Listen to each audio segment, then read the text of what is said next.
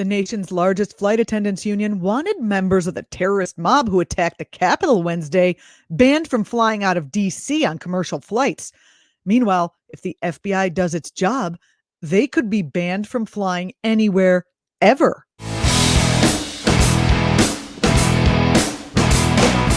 The nation's largest flight attendants union wanted members of the mob that stormed into the Capitol on Wednesday banned from flying out of D.C. on commercial airlines, citing the fear of unrest and violence in the air. This call comes after several incidents of raucous and unruly behavior by Trump supporters on flights into Washington in the days before the attack. There were other instances of antisocial and dangerous behavior at airports and on flights that week as well. You've likely seen the video of Senator Mitt Romney being booed and heckled. Ooh, Mitt can't be liking that. Of course, the mob was heckling him for publicly criticizing Trump and not for his role as chief executive robber baron at Bain Capital. You know, like I would be. You disgraceful job destroyer, disgusting vulture capitalist.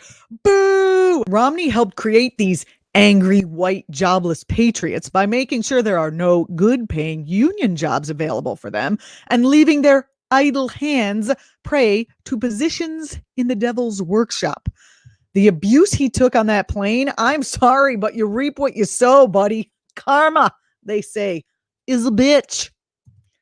Hey, Mitt. Maybe you're going to have to use some of that $230 million you were still regularly pulling in years after you left Bain to fly private. Yes, Romney criticized Trump, but let's remember he's only mad at Trump because the Donald's antics are getting in the way of the Republican plan for a peaceful transfer of power away from the people and to the corporations. I'm actually surprised the flight attendants themselves didn't join in to boo Romney given his role. Why? Well, they are union members, most of them. And well, here's a brief reminder of what young Romney did. Over and over in his role at Bain Capital, he made millions by borrowing money and then buying private companies. That's the leverage in leveraged buyout, which is what these firms used to be called before they changed their name to private equity in order to, whitewash the shamefulness. Anyway, Romney and his goons, and yes, they are goons. Don't be fooled by the suit and nice hair. His goons didn't just buy any company. They bought ones with assets they could strip. They would go for companies with a unionized workforce. Why? Because a company with a unionized workforce usually has a pension fund.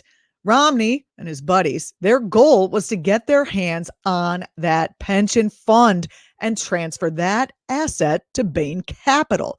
So they borrow money to buy a company, strip the pension fund, and fire all the unionized workers.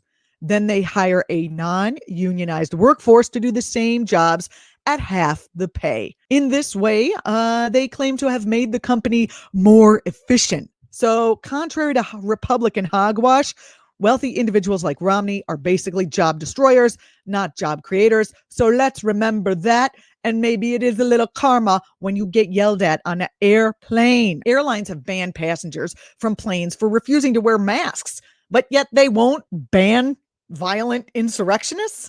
Well, I guess that's okay with the corporations as long as they're getting that baggage fee. And I guess guns and ammo and pelts and don't tread on me flags, that does make for a lot of extra baggage.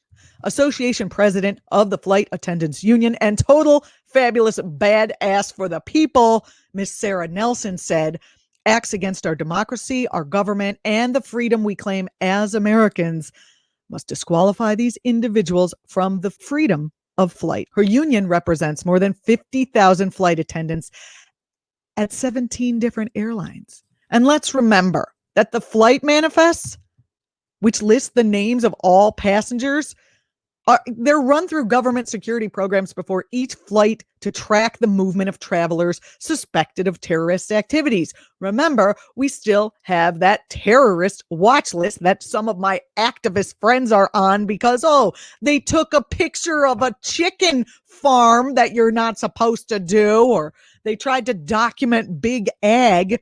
I guess that makes you a terrorist. Anyway, here's the question. Can we get these insurrectionists officially listed as terrorists on the watch list? Or no? Who do we ask? Who's in charge? I certainly would not like to sit next to this guy, okay, on my next nonstop flight to Reno.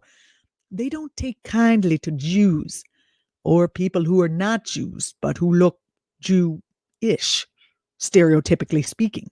Besides, I don't enjoy the smell of sulfur. The chairman of the Committee on Homeland Security, Representative Benny Thompson, a Mississippi Democrat, is urging the TSA and the FBI to place certain members of the Capitol mob on this no-fly list. I think not just certain members, but how about all of them? I mean, they flew in, most of them, so flight records on the way in have to be somewhere.